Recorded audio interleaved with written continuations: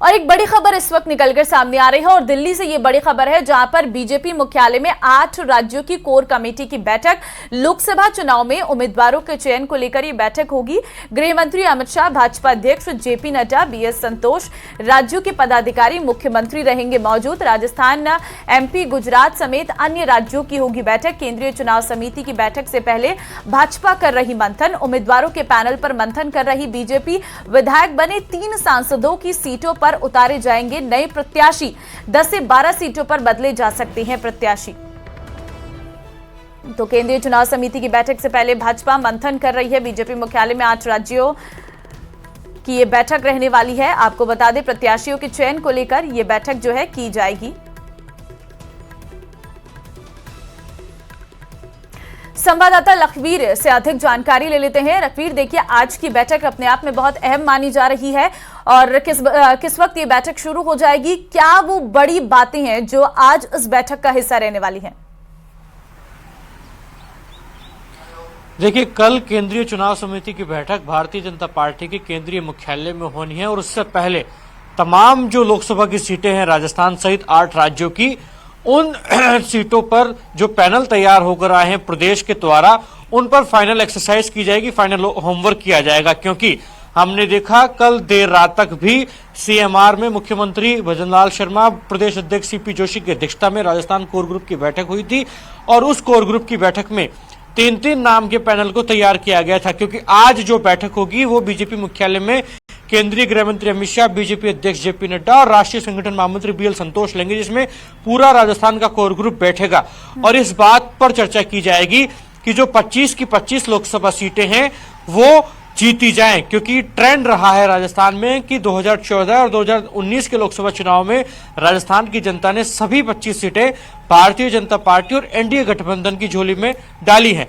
ऐसे में उस परंपरा को निभाया जाए, उस परंपरा को दोहराया जाए, ये बीजेपी चाहती है। इसलिए हम इस बार देखेंगे कि कई सीटें बदली भी जाएंगी, कई सीटों पर टिकट परिवर्तन किए जाएंगे और कई मौजूदा सांसदों के टिकट कट सकते हैं। हालांकि जो 3 सांसद अब विधायक बन चुके हैं, उनकी जगह पर भी नए टिकट दिए जाएंगे और वो चेहरे कौन होंगे ये भी देखने वाली बात होगी। क्योंकि भाजपा हाईकमान का साफ तौर पर निर्देश प्रदेश इकाई को है कि जिन सांसदों के खिलाफ एंटी इनकम्बेंसी है और जो सर्वे रिपोर्ट में जिनका फीडबैक ठीक नहीं है, उनका टिकट काटा जाए। और ऐसे में प्रदेश ने पूरी एक्सरसाइज भी की है और आज जो बैठक होगी उसमें चिन्हित कर लिया जाएगा उन तमाम सीटों को जो जिन पर की सीईसी में मुहर भी लग जाएगी। और कल की सीईसी की बैठक के बाद जो पहली सूची जारी होगी भारतीय जनता पार्टी के अधिकृत प्रत्याशियों की, तो करीब आधा दर्जन सीटें राजस्थान की भी उसमें शामिल की जाएंगी।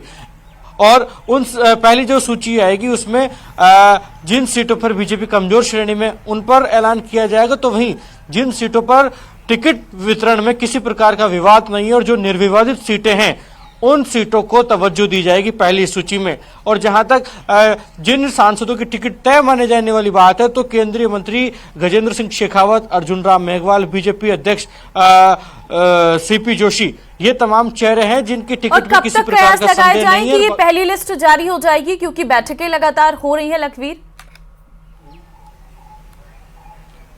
जी, देखिए, कल केंद्रीय चुनाव समिति की बैठक के बाद भारतीय जनता पार्टी अपनी पहली आधिकारिक सूची का ऐलान मार्च के पहले सप्ताह में कर देगी और आचार संहिता भी दूसरे सप्ताह में लगने के आसार हैं।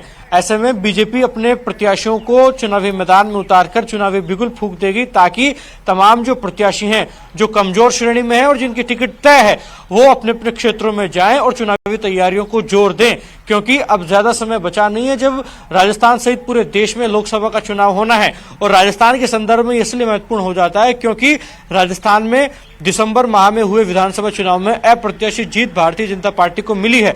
ऐसे में बीजेपी को उम्मीद है कि लोकसभा चुनाव में भी जनता का अपार समर्थन हासिल होगा और बीजेपी जनता का समर्थन जुटाने के लिए तमाम तरीके के प्रयोग करने की तैयारी कर चुकी है। क्योंकि अगर किसी मौजूदा सांसद के खिलाफ एंटी इनकम्बेंसी है तो उसका टिकट काटने में बीजेपी आलाकमान किसी प्रकार की कोताही बरतने के मूड में नहीं है। बिल्कुल, और इसीलिए कहीं ना कहीं लखवीर ये बैठकों का सिलसिला जो है वो लंबा होता जा रहा है। बहुत धन्यवाद आपका।